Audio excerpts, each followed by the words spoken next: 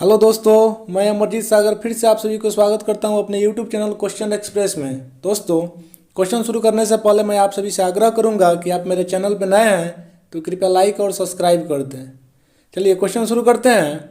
पहला क्वेश्चन है, विश्व का एकमात्र महाद्वीप कौन है जहाँ पर एक भी ज्वालामुखी नहीं है? बताएंगे दोस्तों। एशिया, यूरोप, अफ्रीका या ऑस्ट्रेलिया? बताएंगे विश्व का एकमात्र महाद्वीप कौन है जहां पर एक भी ज्वालामुखी नहीं है? फटाफट बताएंगे दोस्तों। दोस्तों, ये ऑस्ट्रेलिया महाद्वीप जो है इसमें एक भी ज्वालामुखी नहीं है। नेक्स्ट देखेंगे। 2 नंबर क्वेश्चन है, भारत का प्रत्येक नागरिक भ्रष्ट है, यह कथन किस गवर्नर जनरल ने कहा था?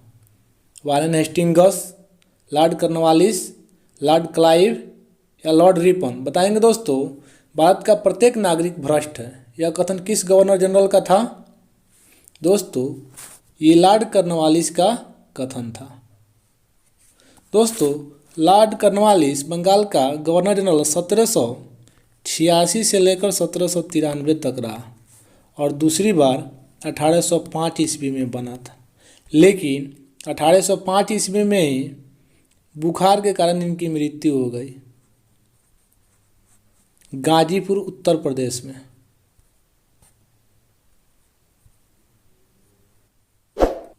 उत्तर प्रदेश में। दोस्तों, इनके बारे में और कुछ देखेंगे। दोस्तों, इन्हें नागरिक सेवा का जनक भी कहा जाता है। नागरिक सेवा का जनक।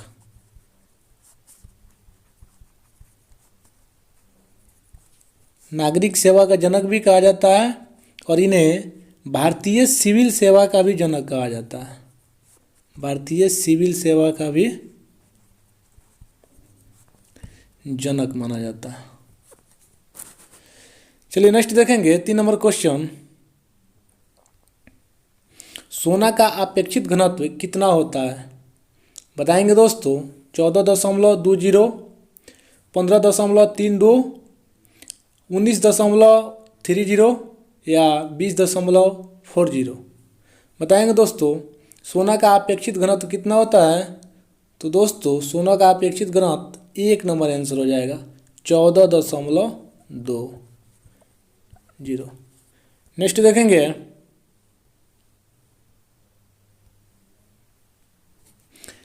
4 नंबर क्वेश्चन है, भारत ने ओलंपिक खेलों में प्रथम स्वर्ण पदक किस वर्ष जीता था? 1918, 1922, 1928 या 1936? बताएंगे दोस्तों। दोस्तों, ये 1928 ईस्वी में यह खेल नीदरलैंड में एंगस्टर्म में जीता था। ये नीदरलैंड के एक राजधानी है। एक मिनट। नीदरलैंड की राजधानी एम्स्टर्डम में हुआ था। चलिए नेक्स्ट देखेंगे। 5 नंबर क्वेश्चन है,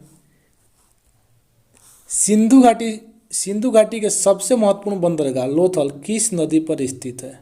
नर्मदा, भादर, रावी या भोगवा? बताएंगे दोस्तों। सिंधु घाटी के सबसे महत्वपूर्ण बंदरगाह जो है लोथल, वो किस नदी पर स्थित है? दोस्तों, ये भोगवा नदी पे स्थित है। दोस्तों, इसका एक सूत्र याद रख लेंगे। हर मोसी लोभ का घर। लोभ का घर। दोस्तों, ह से हड़प्पा, र से रावी नदी के तट पे, म से मोहनजोदड़ो, ये सिंधु नदी पे बसा हुआ है। लो से लोथल, ये भोगवा नदी के किनारे बसा है। और घ से घंगर, क से कालीबंगर, ये घघर नदी के किनारे बसा है। चलिए नेक्स्ट देखेंगे। 6 नंबर क्वेश्चन है, कौन सी पंचवर्षीय योजना पूरी तरह से विफल रही? प्रथम, द्वितीय, तृतीय या चतुर्थ? बताएंगे दोस्तों। कौन सी पंचवर्षीय योजना पूरी तरह से विफल रही? दोस्तों, ये तृतीय जो पंचवर्षीय योजना थी ये पूरी तरह से विफल रही। ये क्यों विफल रही दोस्तों? क्योंकि इस समय 1962 में भारत और चाइना के बीच युद्ध हुआ था, इसके कारण।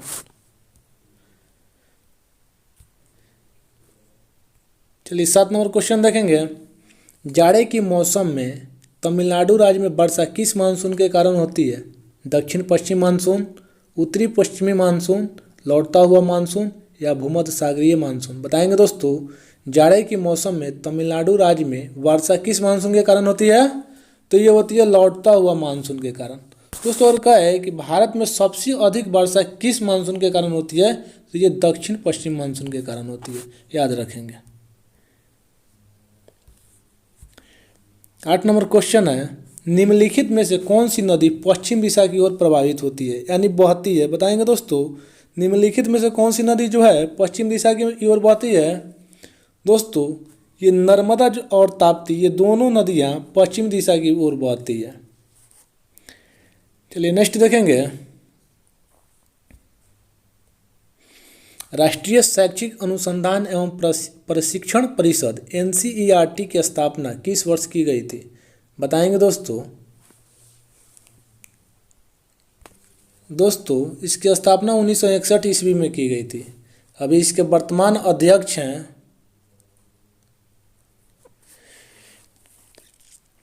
ऋषिकेश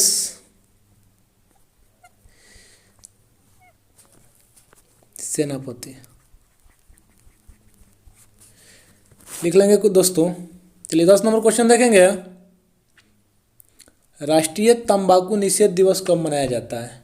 5 जनवरी, 12 मार्च, 31 मई या 30 अक्टूबर? बताएंगे दोस्तों। राष्ट्रीय तंबाकू निषेध दिवस कब मनाया जाता है? दोस्तों ये 31 मई को मनाया जाता है। दोस्तों देखेंगे 5 जनवरी को विश्व पक्षी दिवस मनाया जाता है, विश्व पक्षी दिवस मनाया जाता है। और 12 मार्च को केंद्रीय औद्योगिक बल स्थापना दिवस मनाया जाता है। और 30 अक्टूबर को विश्व बचत दिवस मनाया जाता है, विश्व बचत दिवस मनाया जाता है। चलिए नेक्स्ट देखेंगे। 11 नंबर क्वेश्चन है, विटामिन ई का रासायनिक नाम क्या है? दोस्तों देखेंगे 11 नंबर क्वेश्चन कह रहा है कि विटामिन ई का रासायनिक नाम क्या है? बताएंगे दोस्तों। दोस्तों विटामिन ई का रासायनिक नाम टोकोफेरॉल है। रेटिनॉल ये विटामिन ए का रासायनिक नाम है। थायमिन विटामिन B1 का रासायनिक नाम है। और कैल्सीफेरॉल विटामिन डी का रासायनिक नाम है, याद रखेंगे दोस्तों। आगे बढ़ते हैं। 12 नंबर क्वेश्चन है, एंटोमोलॉजी में किसका अध्ययन किया जाता है? कीटों का, सर्पों का, छिपकलियों का या शैवालों का? बताएंगे दोस्तों। एंटोमोलॉजी में किसका अध्ययन होता है? दोस्तों ये 1 नंबर हो जाएगा, कीटों का अध्ययन। एंटोमोलॉजी में कीटों का अध्ययन किया जाता है। सर्पों का अध्ययन ये ऑर्फियोलॉजी होता है दोस्तों, ऑर्फियोलॉजी, इसमें सर्पों का अध्ययन किया जाता है। छिपकलियों का अध्ययन इसमें सौरोलॉजी, और शैवालों का अध्ययन फाइकोलॉजी।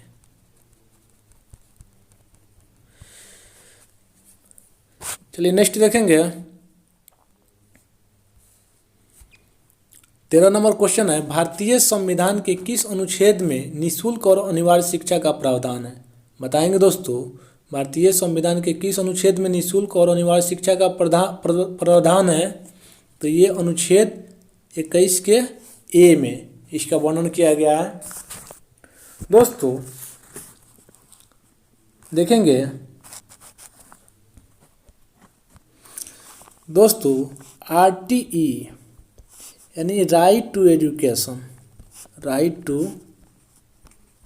एजुकेशन, इसकी स्थापना 1 अप्रैल 2010 को की गई थी। इसकी विशेषता ये थी दोस्तों कि इसमें 6 वर्ष से लेकर 14 वर्ष तक के बच्चे को निःशुल्क शिक्षा देना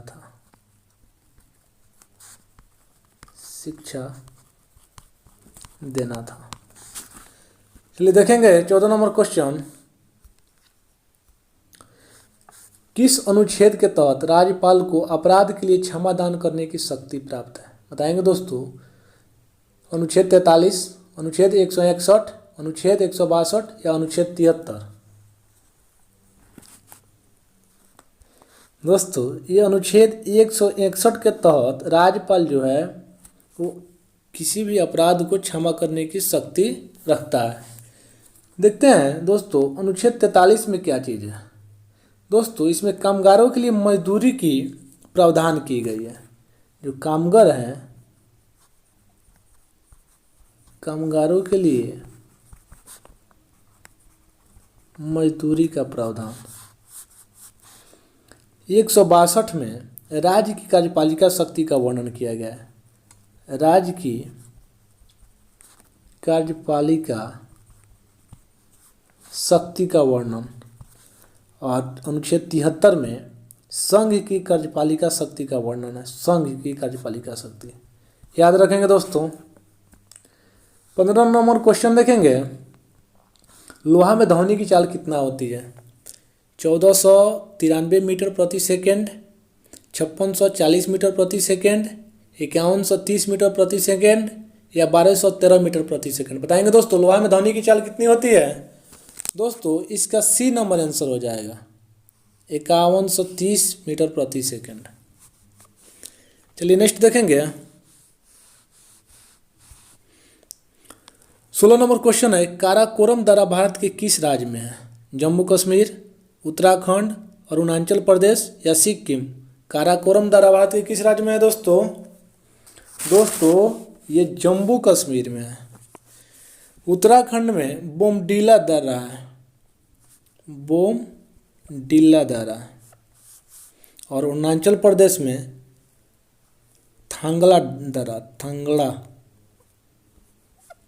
और सिक्किम में नथुला दर्रा है। याद रखेंगे दोस्तों। चलिए 17 नंबर देखेंगे। भारत रत्न पुरस्कार देने की शुरुआत किस वर्ष की गई थी? भारत रत्न पुरस्कार देने की शुरुआत किस वर्ष की गई थी दोस्तों? तो ये 1954 ईस्वी में की गई थी। पहली बार ये भारत रत्न किसको दिया गया? तो सर्वपल्ली राधाकृष्णन को दिया गया।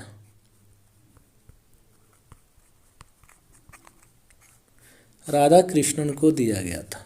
दोस्तों ये राधाकृष्णन जी जो थे ये भारत के प्रथम उप राष्ट्रपति थे।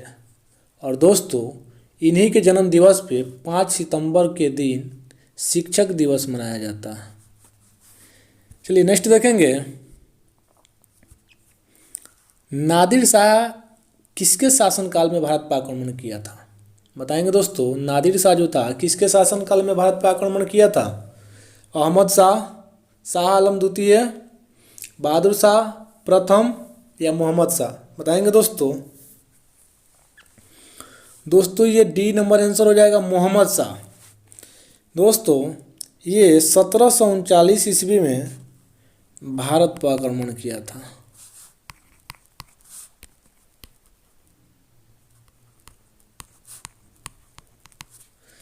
चलिए 19 नंबर क्वेश्चन देखेंगे। फलों के रसों को सुरक्षित रखने के लिए उसमें क्या मिलाया जाता है? नाइट्रिक अम्ल, हाइड्रोक्लोरिक अम्ल, ऑक्जेलिक अम्ल या बेंजोइक अम्ल? बताएंगे दोस्तों। फलों के रसों को सुरक्षित रखने के लिए उसमें क्या मिलाया जाता है? तो इसमें बेंजोइक अम्ल मिलाया जाता है। दोस्तों याद रखेंगे। चलिए नेक्स्ट देखते हैं। 20 नंबर क्वेश्चन है। तत्वों का सबसे पहले वर्गीकरण किसने किया था? तत्वों का सबसे पहले वर्गीकरण किसने किया था दोस्तों?